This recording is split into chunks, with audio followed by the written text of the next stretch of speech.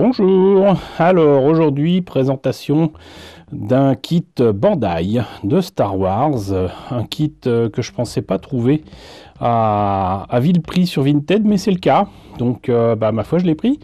Voilà, alors je vous ai déjà présenté ce X-Wing de Poe Dameron, en deux versions de Revell, qui était la version Build and Play, qui a l'avantage de proposer du son et lumière, mais a le désavantage bien fâcheux de ne pas avoir de pilote, même s'il y a eu une nouvelle version qui était sortie pour le film 8, avec cette fois-ci un pilote et même un réacteur supplémentaire derrière, qui sert pas à grand chose.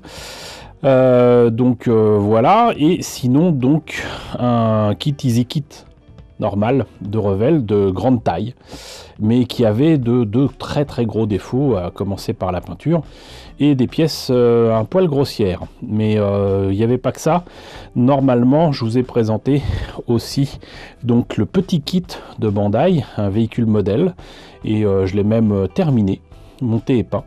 Donc si vous n'avez pas vu cette vidéo, je vous propose de suivre le lien qui est ici. Voilà, et donc là aujourd'hui par contre, ce que je vous propose de découvrir, c'est le X-Wing Fighter de Poe Dameron au 1.72 de Bandai, qui date déjà de 2016. Voilà, donc je devine que c'est un beau kit, et même si je l'ai eu à vil prix, je suis content de constater que le prix japonais de base, à l'époque il le mettait encore, était de 2400 yens, ce qui nous fait un petit peu plus de 20 euros. Et croyez-moi, je l'ai payé beaucoup moins cher que ça. Donc ça fait grave plaisir. Donc voilà, des images du modèle monté et peint de côté.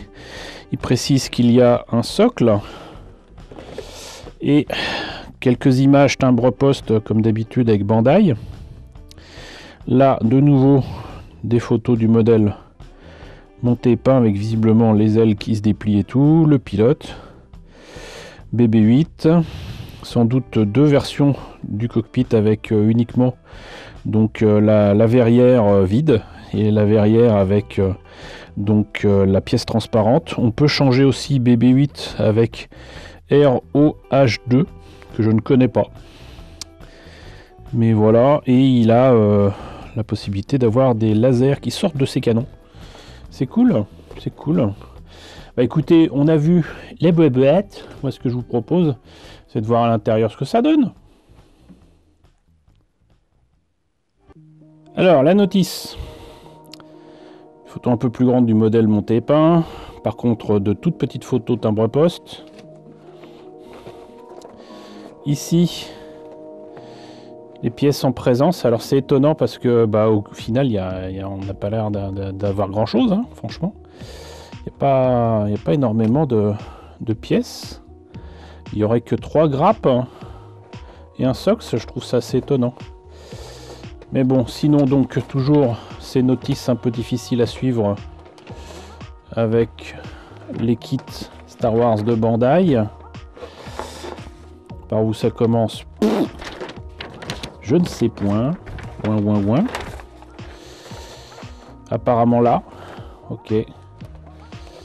Alors ils indiquent quand même en anglais de ne pas enlever les pièces des grappes avant de les assembler. Ce que beaucoup de débutants font pour une raison qui m'échappe totalement. Comme s'ils allaient deviner ensuite de quelle pièce il s'agit. Enfin bon. Donc partie 1, on commence par visiblement donc les ailes et les entrées d'air. Voilà. Ici, les réacteurs, les canons. On continue, il y en a des pièces, dis donc. Alors là, on met les deux ailes ensemble. On met de quoi non seulement les tenir ensemble, mais surtout les articuler. Ensuite, on attaque enfin le cockpit avec le joyeux pilote, qui est logiquement Poe. Là, apparemment, il y a des autocollants ou des décalcomanies à placer dans le cockpit. Ensuite, on place des pièces pour le côté du fuselage. On continue. Il y a plein de pièces à mettre. J'imagine que si c'est comme ce que je crois, bah, il y a en fait plein de pièces parce qu'il y a des pièces qui correspondent à du noir, du argenté, du orange, etc. Donc toutes les parties en couleur sont traitées avec des pièces plastiques différentes. Donc là, on continue le fuselage supérieur. On met l'arrière, on met BB-8 ou l'autre droïde dont j'ai oublié le nom. Les canons. Des baies de train en tout cas, ce qui permet de fermer les baies de train. Et logiquement donc là, on peut le mettre en position de vol et d'attaque. Voilà, et sinon on peut le mettre aussi en position d'atterrissage avec forcément les ailes repliées. Ça c'est aussi beaucoup de débutants tiennent absolument à montrer le X-Wing posé mais avec les ailes ouvertes. Donc là les trains d'atterrissage. Et donc là tous les joyeux autocollants ou des calcos à placer puisqu'on a le choix. C'est super. C'est super. Voilà.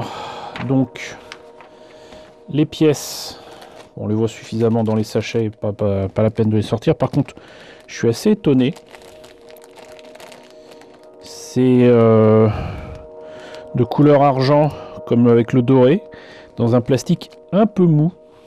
Il y a plein de détails, mais c'est un peu mou, quoi.